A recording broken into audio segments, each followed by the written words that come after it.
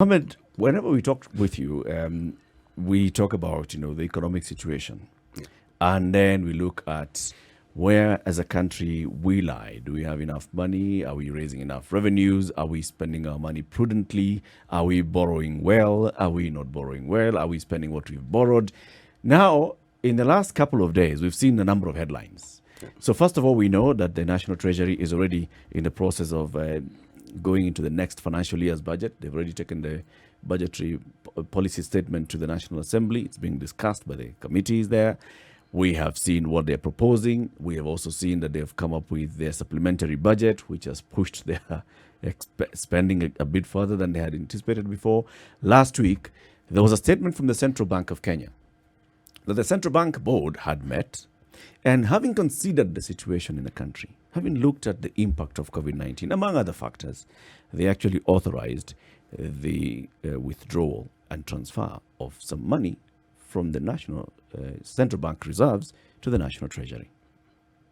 Kusaidia wao kujimudu kimaisha, kwa hali ya kimaisha. Kabisa. The National Treasury has also now sent, circulars to parastatals and said, how much money City are you making that business of yours? How much uko na pesa ngapi kwa cash till?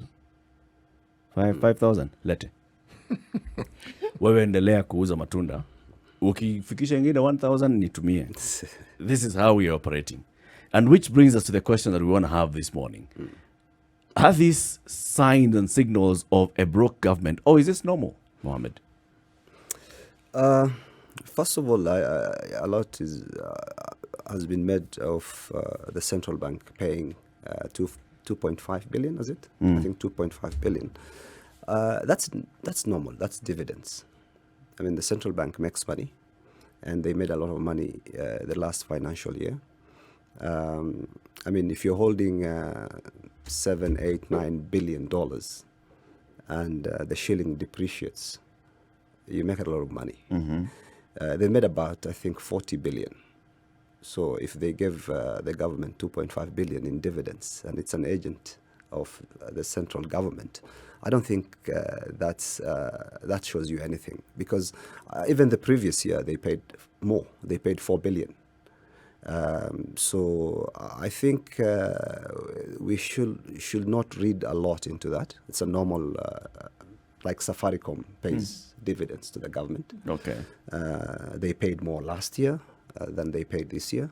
So I don't think it's an indication of anything. So this is nothing? No. I mean, they explained why they paid them 2.5 billion. There is no obligation for them to pay. Just the mere fact that they said there's COVID, there's all these issues. And I think that's why people now added 1 + 1 and said, oh, the central bank is paying the government because the government is broke. I don't think that is how we should view it. Okay. They could have paid 10 billion. In fact, they should have paid more. They made 40 billion. They paid 2.5 billion.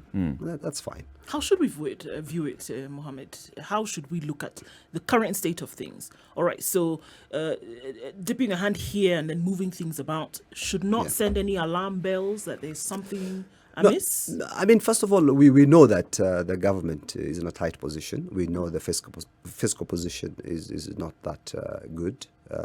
It has not been also before COVID. It's not because of COVID. COVID just made it worse. So let's, I think, see the two things separately, because the central bank has the right to pay dividends, whether there was COVID, whether the government has money or the government doesn't have money, they would still pay. They even paid more, as I said last time. So in terms of, yes, there is an issue of finances from the government perspective, but the fact that the central bank paid 2.5 billion does not mean that there is a problem, because the central bank, as I said, paid more last year. They will probably pay next year.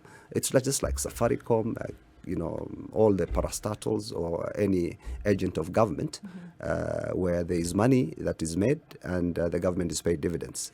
So Mohamed, what do we need to see to know that we have a problem? Well, of course, we know we have a problem. We know how much money we make, and we know how much money we spend. So it's very easy. I mean, we are now servicing our debt. We have to pay an interest of 500 billion I think if you look at the medium-term strategy document that was uploaded by Treasury last week, we are paying 500 billion to service the debt, not even principal, just interest. And if you assume, even a 5% economic growth, which now is questionable, you're looking at our debt to GDP peaking at around, 70 to 80%, and that's not good. So you can see the numbers, you can see the indicators. Is it necessarily bad? Well, it is for a country like ours. Why? Because basically, we are not a rich country. We are not a creditor. I see a lot of people comparing ourselves to Japan and all those other countries. Japan is a creditor, is one of our creditors. They lend us money. So if they borrow, they have a strategy. They borrow cheap, they lend elsewhere. At the end of the day, they make money. In our case, we borrow because who do we lend money? So I see these, comparisons all the time. Japan is 200%, Germany is this, all these are wealthy countries. If in our case we are spending more money on servicing interest, I mean, the best way to look at it is this way, and for you to just put this into context. You're paying more money to service the loans than you're spending on development. So this is the only thing mostly I look at. For example, we're paying 500 billion in 1 year to service the debt. How much are we spending on development?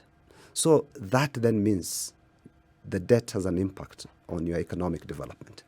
Look at those numbers, Mohamed. 500 million, right? Billion. A billion, sorry. 500 billion paying debt. Yes. And, oftentimes when we look at that, we say maybe it's absolutely necessary because the country took this money and is then mandated to pay it back. Yes. However, usually for the reality of the mind is to say, this 500 billion, what could it do in terms of development in this country? And then maybe it makes the picture a little bit clearer. What are some of the things that we could look at and say this could actually be completed? Even if it means taking a step back and say, all right, perhaps if we were not paying this, these are the steps then that the country could take development-wise. What could it actually achieve? First of all, we paid the county governments, all of them, 47, about 316 billion. So 500 billion is 1.5 years. Takes care of the councils. Yes.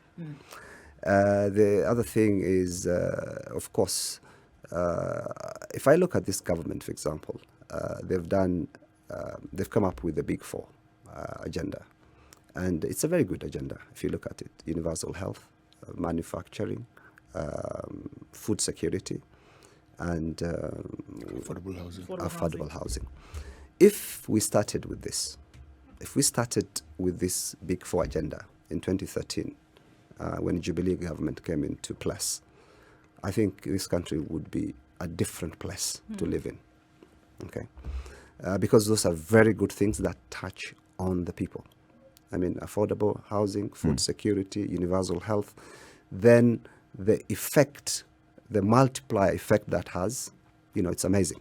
The problem is that came too late when the balance sheet was full.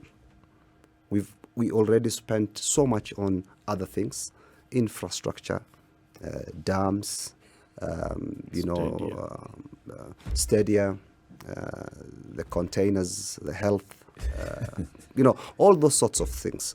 Then when you spend that kind of money on those things and you don't feel the impact immediately, or you might not even feel the impact forever because some of those projects have gone dead in the water. Then you have to pay for what you've done in the first term.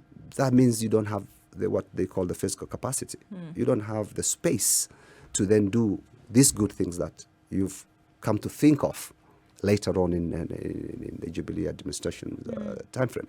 And I always told people that the Big Four is a very good agenda if it was implemented, if you have the money. But if you can spend 500 billion, for example, or even 6 or 7 on a single project, it's a very risky thing to do. Because if that project fails, it's just like your home. I mean, if you spend a lot of the money that you have been saving on one single project, if it succeeds, well and good. If it doesn't do well or pick up or contribute to, generate jobs or do so many other things that you had planned, then you're in big trouble. And I think the railway, for example, has consumed a lot of our money.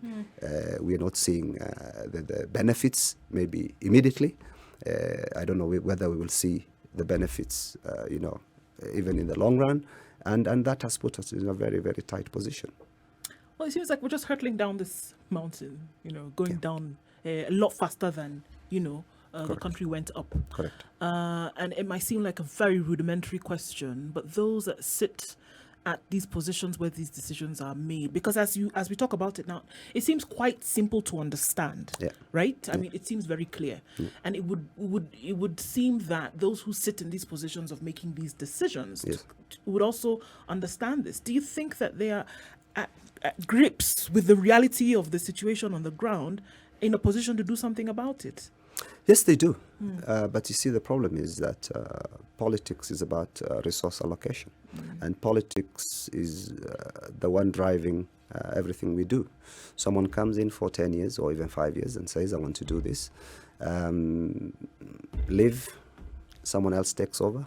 So it's not that these people don't know. Of course they do. But the question is, there's this urge to spend, maybe sometimes in a genuine manner to try and do something. Also, there's a difference between wealth and liquidity. Right. When you look at debt, for example, in our case, and people talk about debt to GDP, that ties now the country, your spending and your debt to the wealth of the country. Sometimes you might be wealthy, but if you don't plan how your loans mature, how you actually manage the debt itself. So we seem to have a debt problem, and at the same time, we also have a debt management problem. And that has been a big problem for us, because then that creates a cash flow problem. You can be wealthy, you have a lot of money, you have this building, you have assets, but when the debts are due, you need cash to pay for that. And if any external factor, drought, COVID, affects what you had planned, if you don't have a headroom, if you don't have a buffer to try and survive, then you're in big trouble. So by the time we came to these external shocks, we didn't have a buffer. We didn't have a room to play with. So you hit immediately, even yourself. I mean, the household in Kenya, if for those who had saved some money, put some cash or some liquid assets, when COVID hit, people lost their jobs. Right. They have something to survive on. Yeah. But if you are living on the edge, and then COVID hits, You're exposed. mingi kabisa. You're completely exposed. Correct. Someone is just sending me a message and saying, this is a country of nipe 500 na ngojea deal fulani ivane kurudishia. We are tell basically me, operating on that. We're borrowing on hope that I will if- make the money to if- return. If, as you describe it very eloquently, this is the situation that we are in, and it appears that we are unable to manage our own business. So then there is something positive to be said for us borrowing from the IMF, or World Bank, or whoever it is, because they will certainly force us to do things that we clearly have not been doing. Yes and no, because at the end of the day, the IMF is an external institution. We're a sovereign country. They will give you conditionalities for the support that they give you. But ultimately, we've seen cases where the IMF gave support and they were ignored. So it's not that the IMF now runs the treasury or the country. We're an independent country with a sovereign country. Yes, we have to behave in a certain way, but that does not mean, look at the scenario we're in now. This is one of the few countries where you do a supplementary budget. You revise your revenues down, but you end up revising your expenditure up. Now, how it doesn't make sense, because I'm doing a supplementary budget I then find out that, in the last 6 months, I was short 170 billion, the revenues that I expected to collect. Yeah. But somehow, when I am at the end of the process, my expenditures have gone up. It doesn't make sense. So there is pressure. I think, again, it's not the good time. You've seen that they need to extend or they need to lift the ceiling from, I think, 9 to 12. But I think, in my view, we don't even need a ceiling. Oh, just Remove the the cap ceiling completely. altogether. Because Do whatever. let's put it this way. Thank No, you. no. Tomorrow. The rule. Let's put it this way. You and I have a similar view. Thank you. Yeah, thank you. Let's put it this way. Let's put it this way. We cannot do our budget without lifting the ceiling. So, for example, now these guys will go to Parliament. What will Parliament say?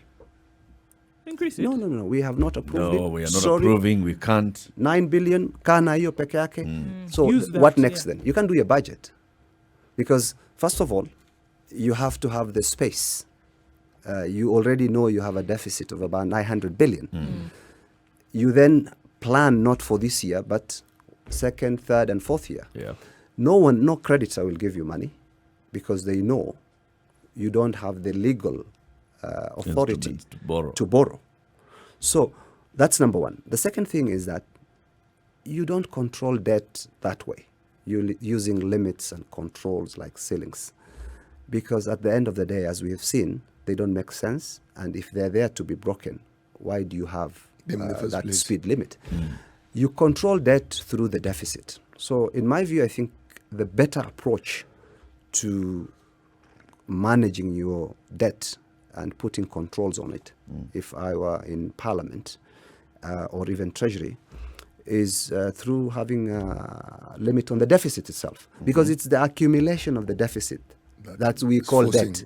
So what is the debt that we have? The debt that we have today is the every year deficit Yeah. from Jomo Kenyatta to Uhuru Kenyatta. All that period, every year when we say our deficit is 600 billion, 200 billion, 900 billion, that is what accumulates as national debt. So if you control your deficit and say, my deficit is not going to be more than 4% of the GDP, and you target that, and sometimes you slip over and then you come, I mean, you might not live exactly to that 4%, but there has to be a reason you justify. Then Parliament should operate like that. But if you say, now I'm going to give you a deficit, I'm going to lift this ceiling from 9 to 12. It will take you another 2 years, not even 2 years. We were discussing, I was telling, I think I tweeted this, we talked with Eric when I hooked in online, that when we were discussing from 7 to 9, I said it will not take another financial year before We've we actually lift hit that, yes. Correct. And require. So, have we had an administration, have we had a government that have actually been able to reduce our deficit? Oh yeah, of course.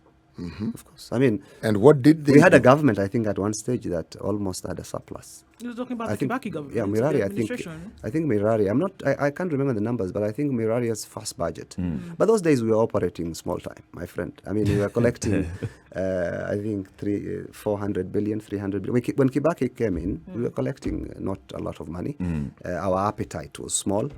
We were not doing this kind of grand projects, and we were living out within our means, because I think what really hit us hard is the commercial loans, and Kibaki never loved commercial loans. I was told by people who know him and people who used to go to him that if you go to him and tell him that I want to borrow commercially, not concessional, and I want to do this project, Kibaki will tell you to give me all the cash flows, give me the profitability of this project, viability of this project, All the paperwork.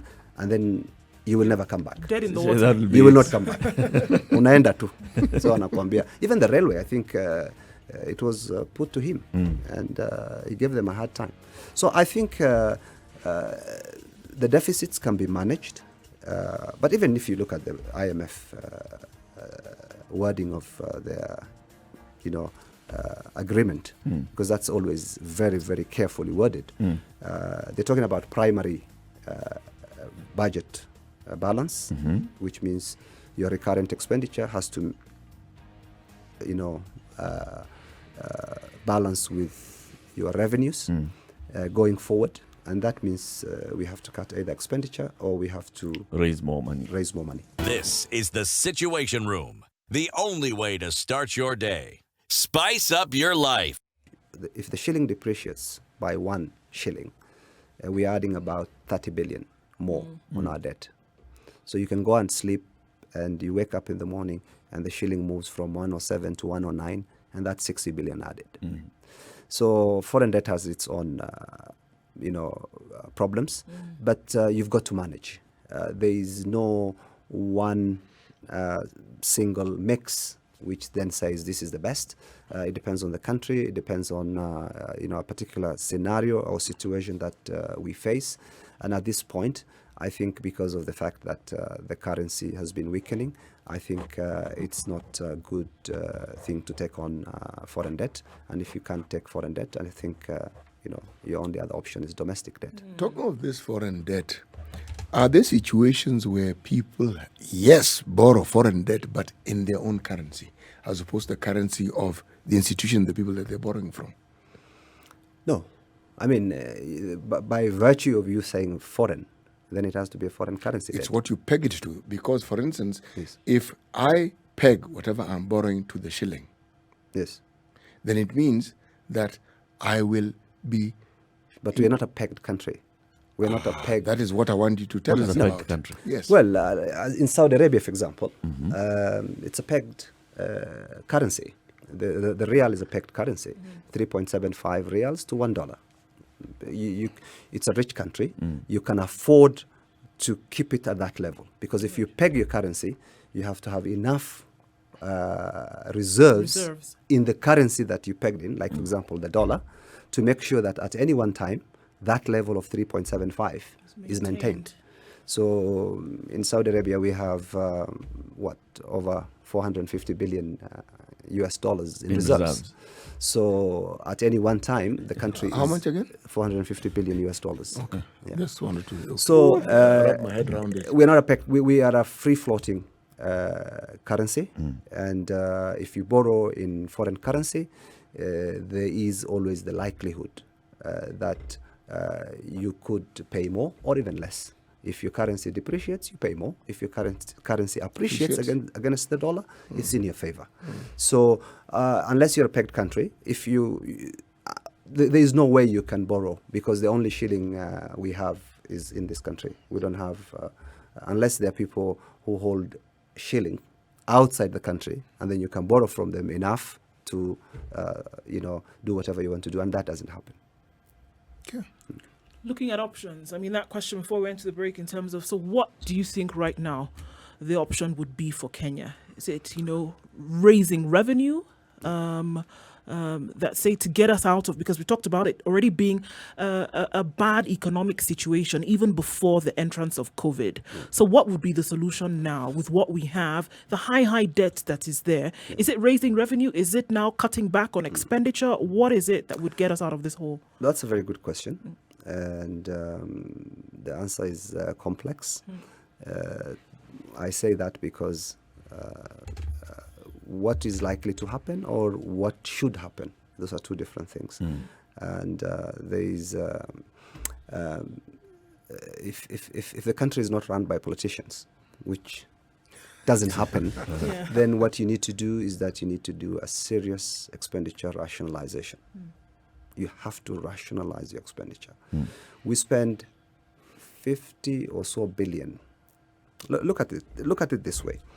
We make about 120 or so billion a month. Okay. We transfer to the counties about 26 billion. We spend about 52 or 51 billion in servicing our debt. We pay another 50 billion or so in salaries. That's the wage bill per month. Then we spend about another 50 billion on what is called O&M, operations and maintenance. Why does this country spend 50 billion on O&M? And What does that and mean? what constitutes this? What is it? drivers, vehicles, fuel, 50D. newspapers for the big guys, 50D. Flowers 50B. for offices. And things all like these this. expenditures. Even Kilimandazi and all like anything that. that is not what I have explained. Debt, no. Salaries, no. No. Counties, Counties, no. Now, if you see a mayor PS, going to his home, Garissa or Wajir or wherever he or she comes from, this PS drives V8. Yep. He or she has another V8 or two V8s Following. attached to him that is taking the kids to school. Another one, Ahmed Mashamba, a ranch in Isinya, but he comes from Karachuonyo. Okay, so this is how this country operates. The wastage, you cannot imagine how much money is wasted in government. Easily, that 50 billion we spend per month, be if mopped you up. rationalize it, you can bring it down to about 30 billion. So if you save 20 billion a month, It's a significant amount. that is 240 billion a year. And I'm talking about only one line, O&M. Now, salaries, I'm not talking about the ghost workers. I'm not talking about all those things. I'm not even talking, and we spend about 25 billion on development. That's the one I left out. Just by the way. Yeah. So just 25 billion on development. We're spending more money on To maintain the PSS and the CSS. We have cars. Yeah. What do? It is a political tool rather than an efficiency development tool or a government or a development or what are they there for? Would you say there's that- some cars guys Yeah. who have never even seen them speak or do anything. In fact, the only cars I know that is very active is a Babu Namamba.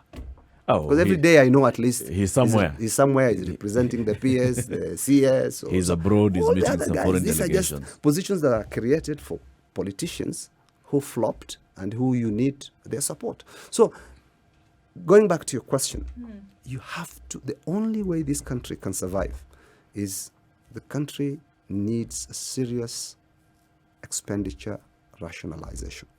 If you don't do that, the easy route for the politician is the other side of the coin, which is tax.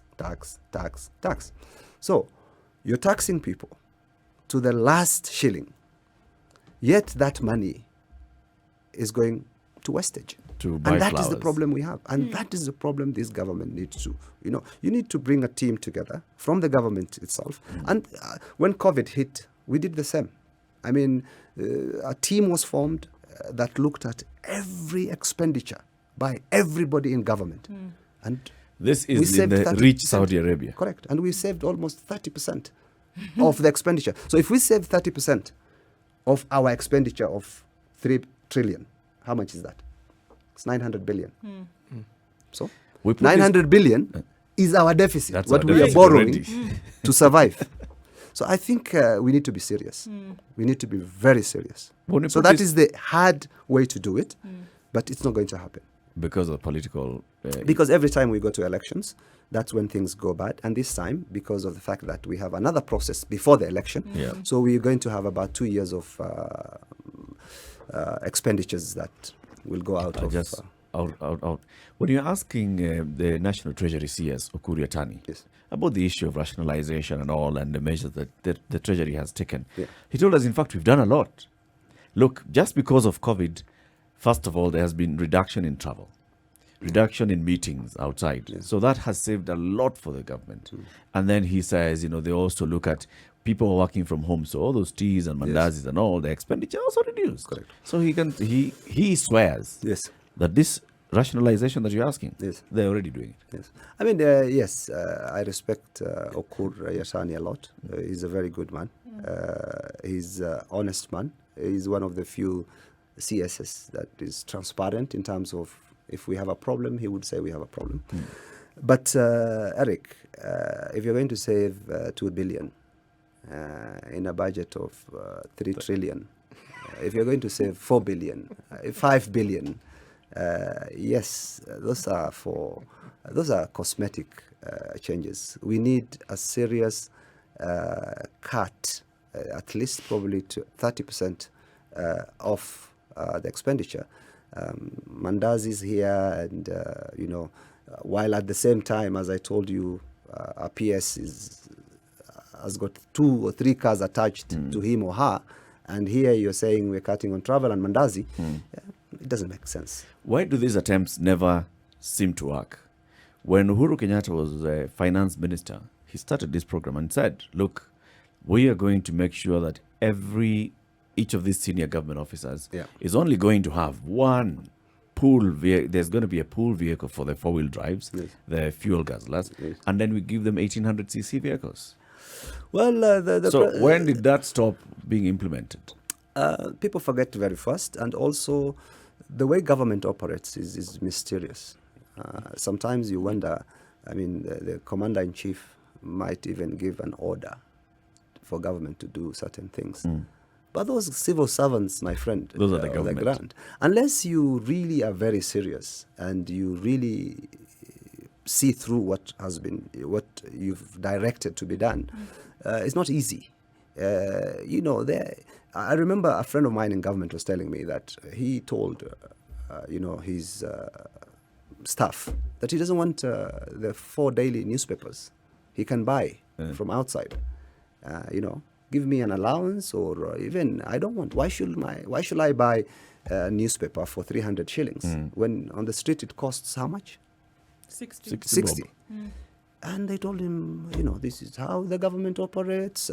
It has to be done through a tender process. So there is a system that has been set up that, there is someone that benefits along the it is protected. way. It's protected. You cannot disrupt it. From the government T-boy to the CS, that mentality, that setup, it requires a serious surgery.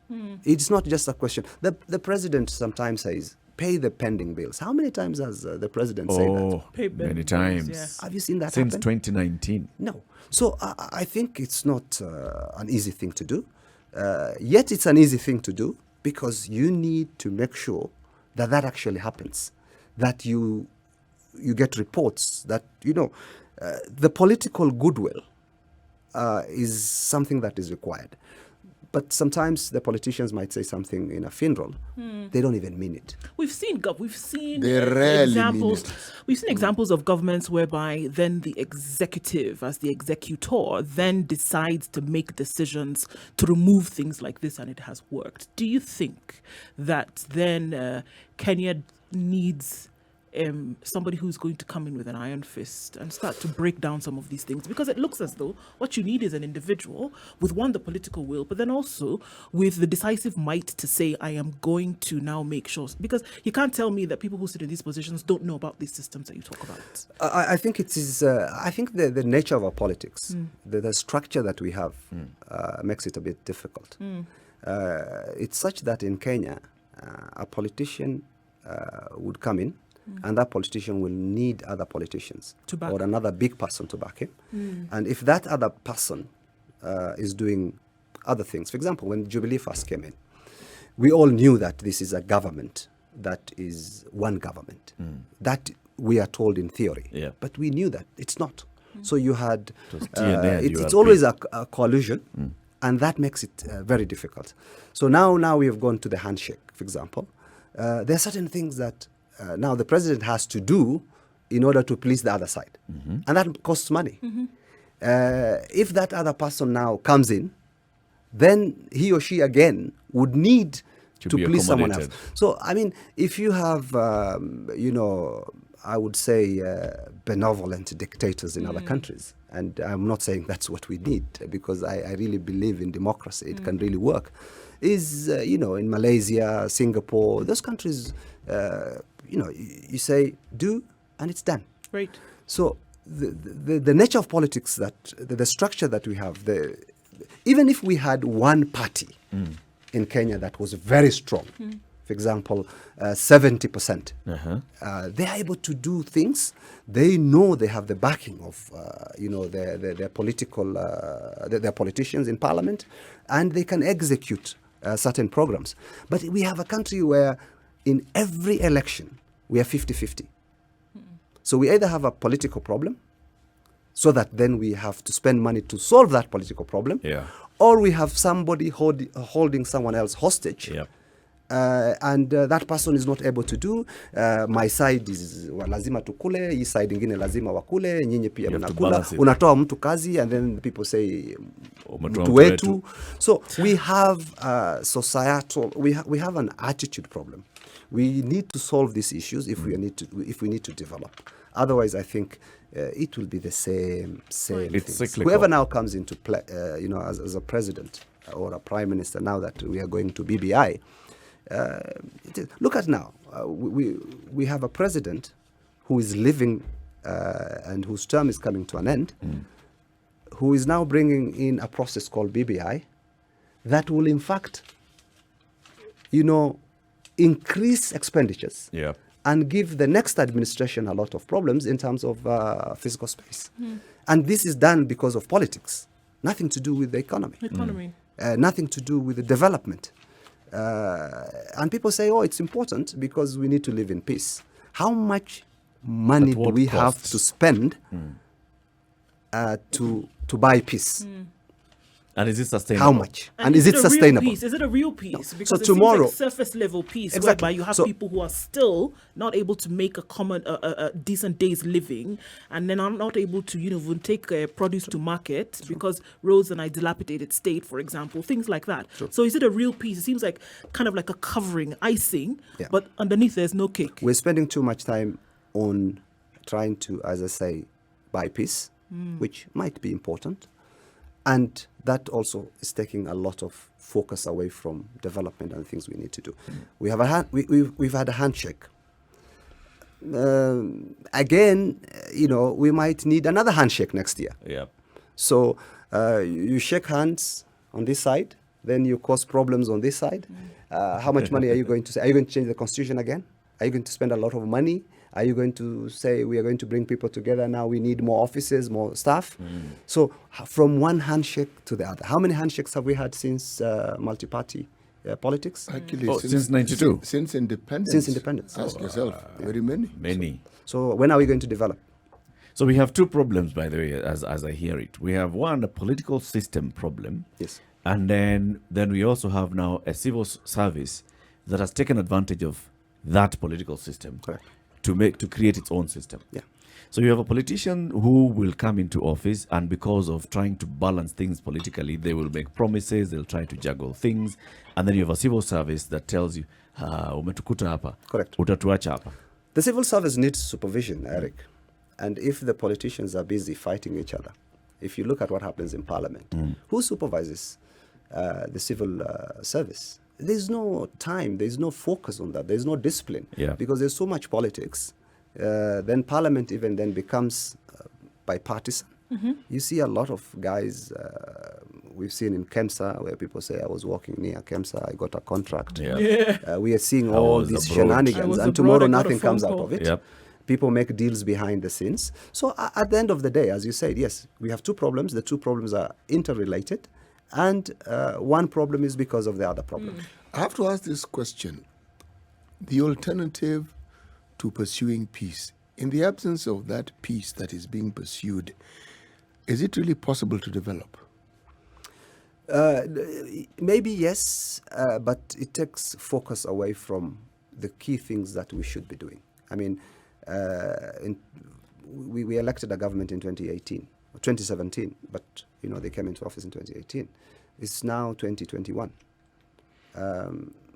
Has there been focus on development? Of course, the president has been. Was there focus on development before? Even before. I mean, I'm not talking about rhetoric. Was there? Yes. Rhetoric exists even now. Correct. But was there focus on development? There was focus on expenditure. Yes. But was there focus on development? I think maybe, first of all, they might have gotten their development plans maybe wrong. But at least in 2013 to 2014, 15, 16, something was happening. Was it something that is good, that generated the right thing, the right strategy? But something was happening.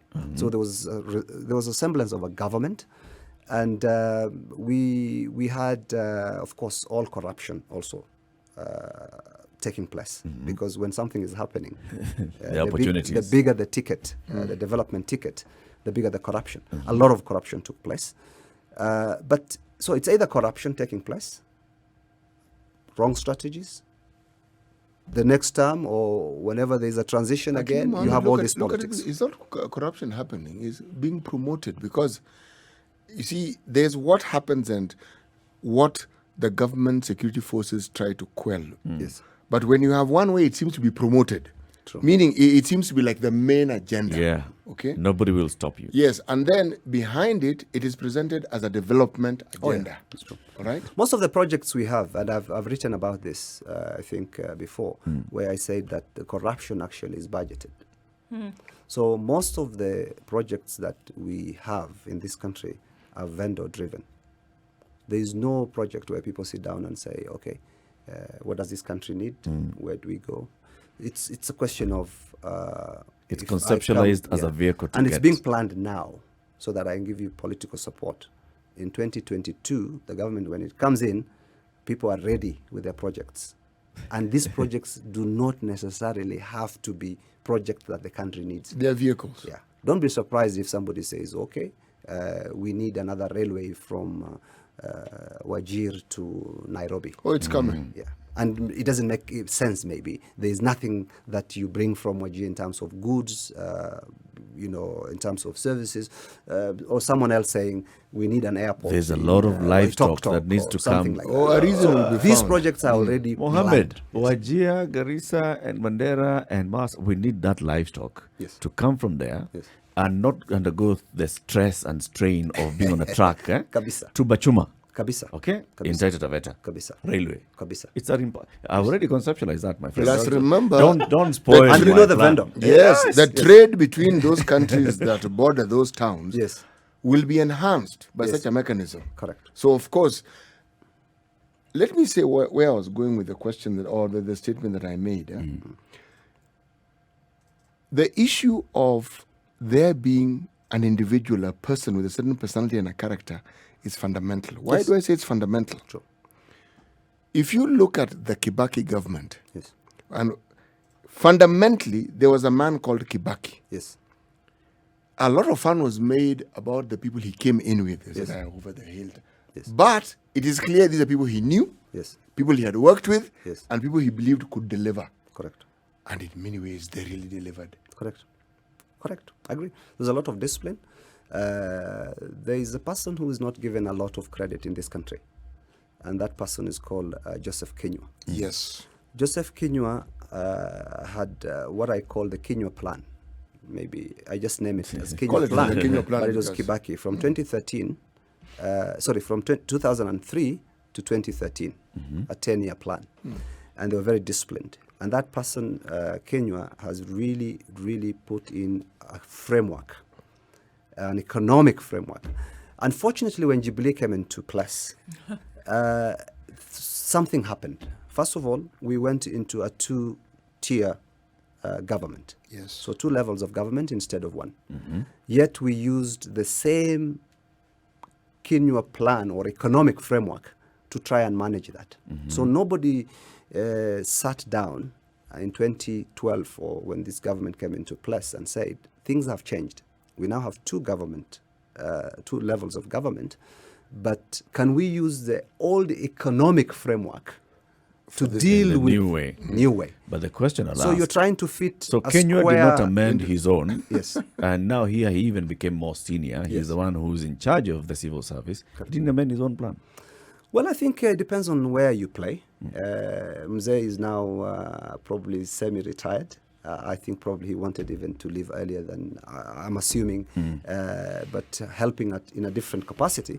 But when you're in Treasury, when you're the PS, and that is where a lot of work is done, and you now also work closely with someone whose economic principles you agree with. So it's not only Kinyua. So there was a team, and Kibaki was right at the top of that team. Kibaki was very active in fact, one projects, could in day-to-day argue planning of the That they country. may have been Muiraria, but the person who ran Treasury was Kibaki. True. But you have to have the people you trust. Yeah. And the people. And then the whole framework changed. People then said, we want to do so many things in a very short In a period. very short time. Maybe they meant well, I wrote about that. I say that we need to cut on some of the big projects we're doing. Economic development is a marathon. It's not a sprint.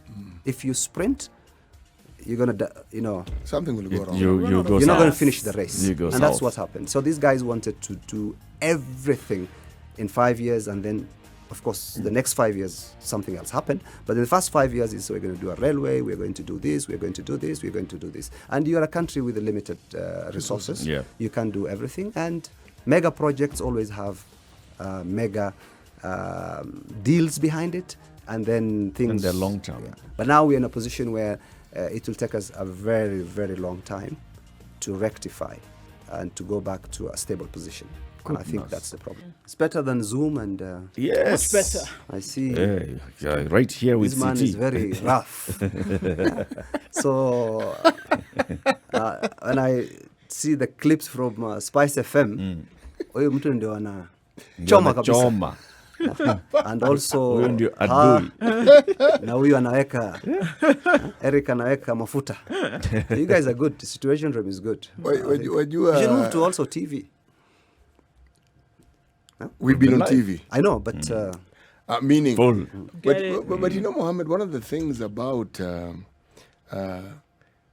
issues, and what we try to do in this show, we actually try to make it a discussion, yes, I've seen that. not an interview. No, I've seen that. And also, you see, our culture doesn't actually promote Yes. or encourage what I may refer to as intrusive questions. Yes, But we try to make them non-obstructive. true.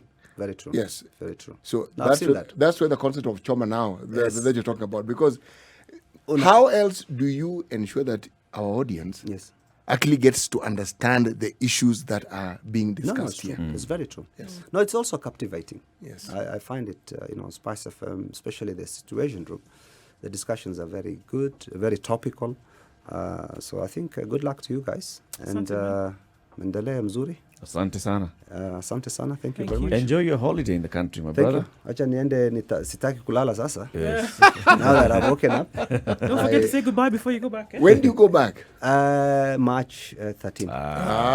we will see you again. Yeah, so bado niko. Bas, you'll be here again. Asanteni sana bwana. Thank you so Asante. much. No, Mohammed, thank you for coming. Asante. Have a lovely Thank you guys. day. Good luck. Cheers. Asante. This is the Situation Room, the only way to start your day.